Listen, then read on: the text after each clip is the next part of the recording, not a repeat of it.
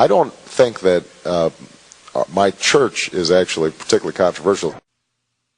I have already condemned in unequivocal terms the statements of Reverend Wright that have caused such controversy and in some cases pain. This is a church that I have been a member of for 20 years. This is a well-established, typical, historically African-American church on the south side of Chicago with a wonderful set of ministries. And what I have been hearing and had been hearing in church was talk about Jesus and talk about faith and values and serving the poor. For some, nagging questions remain. Did I know him to be an occasionally fierce critic of American domestic and foreign policy? Of course. Did you know that he had made these statements before the videotape appeared? You know, frankly, I didn't. I wasn't in church during the time that these statements were made. Now, did I ever hear him make remarks that could be considered controversial while I sat in the church? Yes. I did not hear such incendiary language myself personally, either in conversations with him or when I was in the pew. Did I strongly disagree with many of his political views? Absolutely.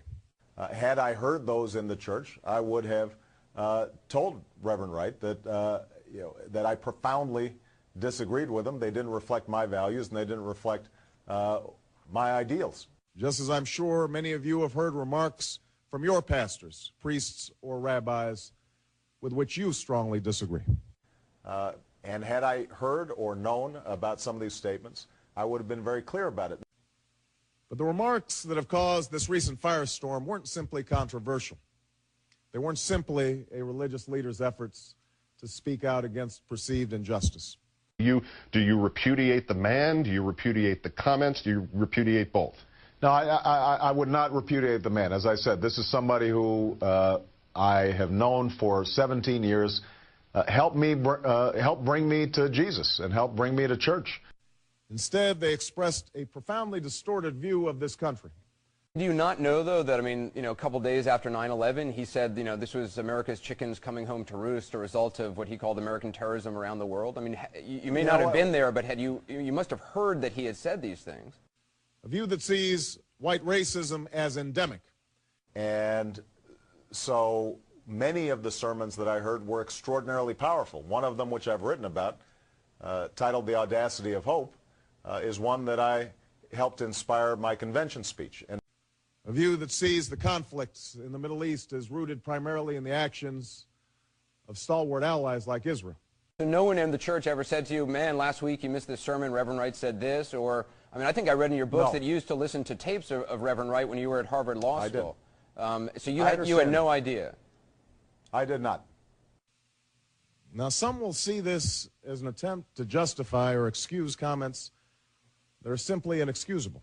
This is somebody who was a former U.S. Marine, who is a biblical scholar, who's preached and taught at theological seminaries all across the country.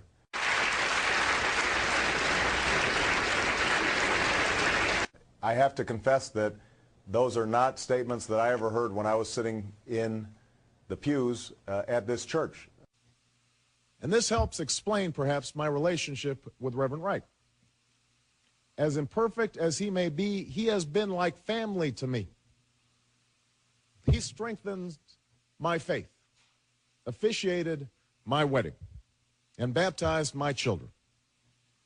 You can walk out of a church. I mean, you can go up to a pastor and say, this is wrong. And as I said, Anderson, if I had heard any of these statements, I probably would have walked out, and I probably would have told Reverend Wright that they were wrong. I can no more disown him than I can disown the black community.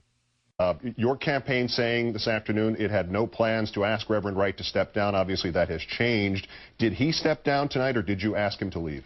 You know, I think there was a recognition that he's on the verge of retirement. He's taking a sabbatical, and that it was important for him to step out of the spotlight in this situation. And yet to wish away the resentments of white Americans, to label them as misguided or even racist, without recognizing they are grounded in legitimate concerns, this too widens the racial divide. And so our belief was that the most appropriate way to handle it was to be very clear about my strong condemnation of the statements, but to continue to be a part of the church.